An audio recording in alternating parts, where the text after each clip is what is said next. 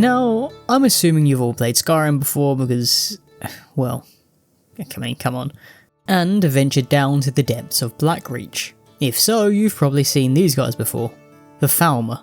They were once Snow Elves, and it's explained throughout the game that these once proud elves suffered a tragic fate to make them the monsters you see in Skyrim's deepest depths. Knight Paladin Gelebor refers to the Falmer as the Betrayed, with their betrayal coming at the hands of the Dwemer, who offered them refuge, only to turn them blind, mutate them and trap them in eternal servitude.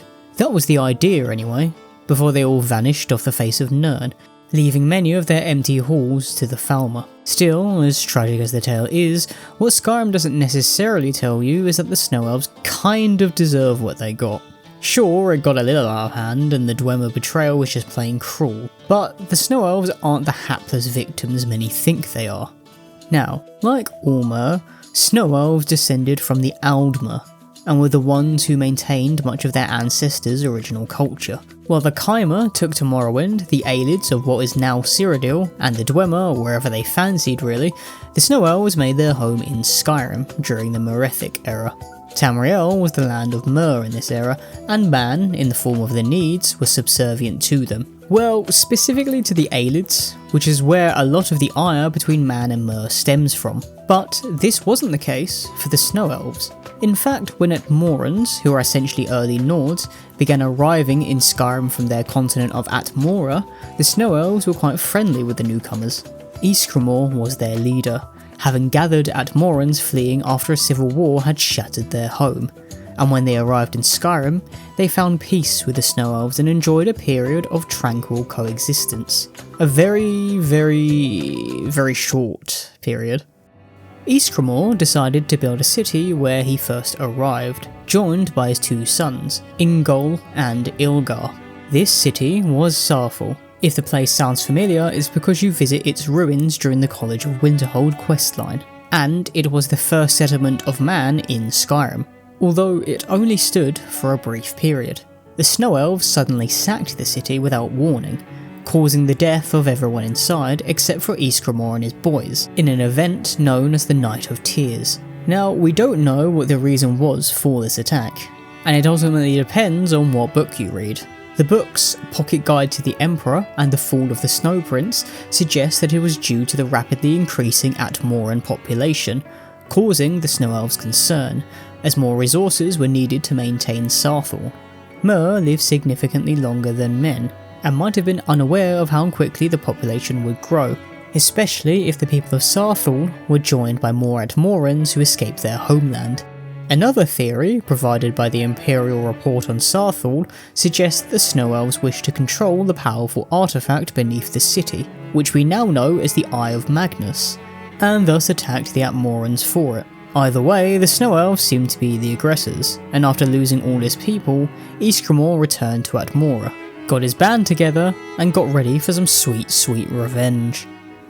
Upon his arrival in Atmora, Ysgramor gathered his 500 companions and sailed back to Skyrim in an event known as the Return.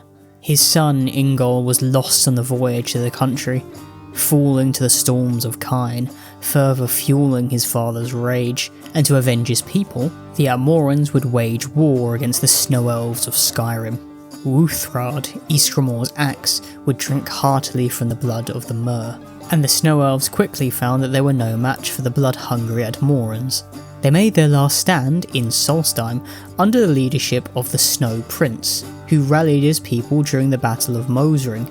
Now, you would have been forgiven for thinking that this is all setting up a grand encounter between Ysgramor and the Snow Prince in some epic battle underneath a stormy sky, but this wasn't the case. The Snow Prince actually faced a woman named Jofrior, who I assume was part of the companions because, well, she was at the battle. Her daughter, Finna, squired under her and watched as the Snow Prince slew her mother. Although only 12, Finna had a hell of an arm on her apparently, and in her rage, threw her mother's sword at the Snow Prince, slaying him as he sat upon his horse, ending the resistance of the Snow Elves. It can't go on like this, can it? It can. Now, I'm not sure about what happened to young Finna after the battle. My headcanon is that Finna earned a place among the companions after the Great Deed, allowing her to carry on her mother's legacy, but we don't hear of her after this. What I do know is the fate of the Snow Elves, and it wasn't anything good. Rather than enslaving their defeated foes, which is pretty common in Tamriel, the Outmorans decided that the only good elf is a dead elf, and began a campaign to wipe them off the face of the earth, led by Ysgramor, who still grieved for his son's death.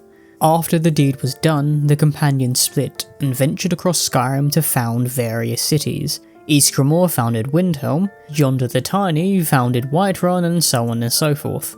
Although the Snow Elves hadn't been entirely eradicated, those that survived went underground, seeking refuge with the Dwemer, who built their cities deep under the earth, safe from the rampage of the Outmorans. Now, the Dwemer established settlements in Skyrim, High Rock, Hammerfell and Morrowind, and thus maintained an uneasy alliance with the Snow Elves. Because the alliance was so uneasy, the Dwemer decided to be raging arses about their help, telling the Snow Elves that if they wanted to live here, they had to eat toxic fungus to survive.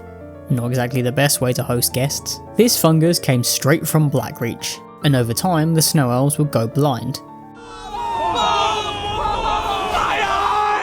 Now, not everyone agreed to this alliance. It's not like the Snow Elves are some kind of hive mind, but many that looked elsewhere for help ended up dead anyway, so this was the only option for them.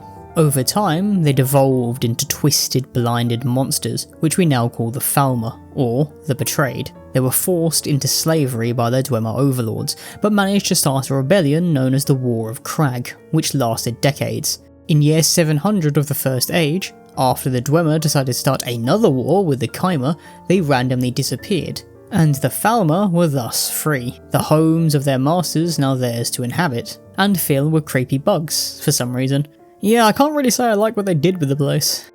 And while they did have this victory going for them, the damage caused by the Dwemer would be irreversible, and they would be freaks until the end of Nirn. Or will they? If you've played Dawnguard, you'll know that Knight Paladin Gelabor mentions that the Falmer are becoming more intelligent, and there are signs that the race could recover from their betrayal. He even believes that lines of communication can be established, and there is some evidence to his claim. The Falmer were largely dormant during the Second Era, although in the Fourth, when Skyrim takes place, they're conducting raids on the surface, breaking through by digging underground tunnels. It's reported that the Dwemer automatons keep the Falmer from easily escaping the ruins, hence all the tunnel digging, but this could mean the Falmer hunger for the surface, and could dwell there again. Gelabor even believes that he is not the last of his kind, that there are others scattered across Tamriel, and perhaps those like Gelabor can shepherd the Falmer into being the mighty Snow Elves once again.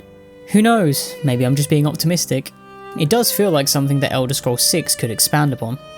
Either way, these idiots probably shouldn't have sacked Starfall, should they? If you had just not done that, you probably would have been okay. You idiots.